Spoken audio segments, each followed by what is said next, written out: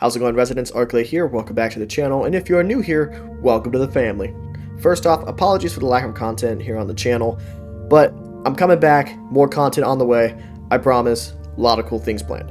In this video, we will be going over trailer details from Zach Cregger's upcoming Resident Evil film slated for a release date of September 18th of this year. With Resident Evil releasing in September, I could see us getting the trailer in May or June, which would give them plenty of marketing time before the film releases. The trailer description comes from Discussing Film's website, which I will leave a link to the article down in the description below for those who want to check it out for themselves.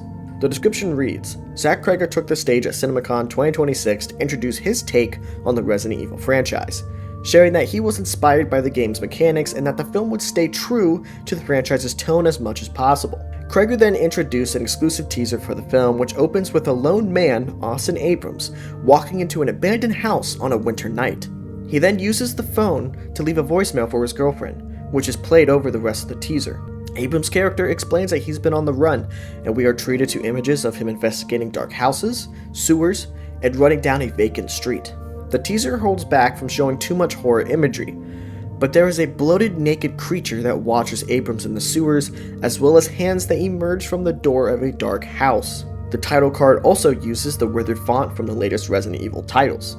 Cregger adds that the film will not have any of the fancy plot structure shifts that his films are known for, focusing instead on a linear adventure, but the footage proves that Cregger's claustrophobic and thrilling atmosphere is certainly here. Those who attended CinemaCon, such as Brandon Davis, also shared that as Austin is running through the city streets, bodies are leaping off a building to erupt like bloody bombs landing on cars, which would explain all the bloody and damaged cars shown in the set photos. Cregger also stated that his adaptation will be true to the spirit of the original games, which he said he has put an embarrassing amount of hours into the games and considers them the gold standard of survival horror, which I 100% agree. Cregger emphasized his goal is to deliver an immersive, intense experience following a single protagonist on a survival journey from point A to point B. He added the plot will be accessible to everyone without requiring prior experience with the video games, which is really good to hear, as that is one of the problems with Welcome to Raccoon City, was that if you weren't a fan of the games, you weren't going to know what was going on, which some video game movies struggle with that, so I'm glad he's going in that direction. Now, me personally, I'm loving everything that Zach is saying about the Resident Evil movie. Hearing that he wants to capture the spirit of the games is the best thing we could hear. I can't wait till we see the trailer for ourselves. The tone sounds amazing, definitely going to be a horror film, which Resident Evil needs right now, and I believe Cregger is a great fit for that. Even the fact that we're getting fast-moving zombies, Dawn of the Dead level zombies are awesome. Classic slow-moving zombies are great, but having zombies sprinting towards you helps elevate the tension and anxiety when the undead show up on screen, making not only the BOWs a threat, but also the zombies. I also like how there's investigation in the trailer as well, kind of leaning into the feeling of not knowing what's around the corner and checking to see if there's any infected waiting for you in the room, just like the games. One other thing I will add, as I saw some online already saying Cregger is breaking lore due to there being snow in Raccoon City due to the set photos, which now we get it confirmed in the trailer. After doing some research though, snow is actually possible if the film's Raccoon City takes place in Colorado as suggested in the set photos. If Zach is setting the film in Colorado and the Arclay Mountains are right outside the city, it is very possible for Raccoon City to have snow. I understand how some are upset about this, but if he's sticking to the date of September 30th, then I don't see why we can't get snow, and personally, I think the blood and snow will make for some great visuals. Plus, if we get to explore the Arclay Mountains in this film, it makes me even more excited and I'm all for it. Alright, now bear with me, I'm gonna go on a little rant real quick. Now, even though Paul W.S. Anderson's Resident Evil films were successful at the box office, they missed the mark on what Resident Evil is completely. Welcome to Raccoon City was a step in the right direction, however, they still didn't stick the landing. We need a Resident Evil movie that captures the core elements and themes of what makes Resident Evil, well, Resident Evil.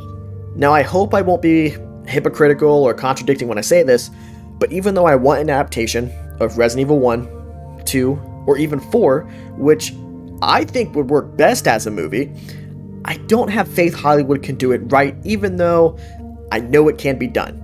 I think the best and safest bet is to make a Resident Evil film that captures the core survival horror elements with an original story set within the world following the lore, so we don't have another Welcome to Raccoon City situation where our beloved characters are disrespected because the writer just doesn't understand the characters. I get fans want our legacy characters in the movie and have a faithful adaptation of the games on the big screen. But let's be honest here. It's not just our beloved characters that makes Resident Evil so great, it's the survival horror experience and amazing stories that Capcom has been giving us for the past 30 years. It's not just Leon, Chris, Jill, or Ada that make Resident Evil great. Yes, they are the main protagonists and they help carry the series, but it's the experience just as much as it is the characters. Take RE7 for example. Capcom went with a completely new story, new characters, and was still able to capture the survival horror experience that we love. I've seen many people online already writing off this movie due to there being no legacy characters and it not being based off a game, but as Zach and other RE directors have said before, we already have the games for those stories, which Capcom has already perfected, so if you want those stories, then play the games. But everyone is allowed to have their own opinion, and I don't want to discredit anyone, but maybe it's just because I'm optimistic. I try to stay optimistic. I always go into something with an open mind, so maybe it's just me. However, I believe we should look at it differently and at least give it a chance, especially if we want more Resident Evil films in the future. Who knows, maybe if this film does well, we could get a faithful adaptation in the future. Anyways, those are my thoughts on the latest news surrounding Zach Cregger's Resident Evil. I will have another video coming out discussing everything we know so far about the film, and if Resident Evil movies should be a faithful adaptation or an original story. If you enjoyed this video, please be sure to like and subscribe for more Resident Evil content to come, and as always, I'm Markley. Thank you for taking the time to watch this video, and I'll catch you on the next one. Take care, and God bless.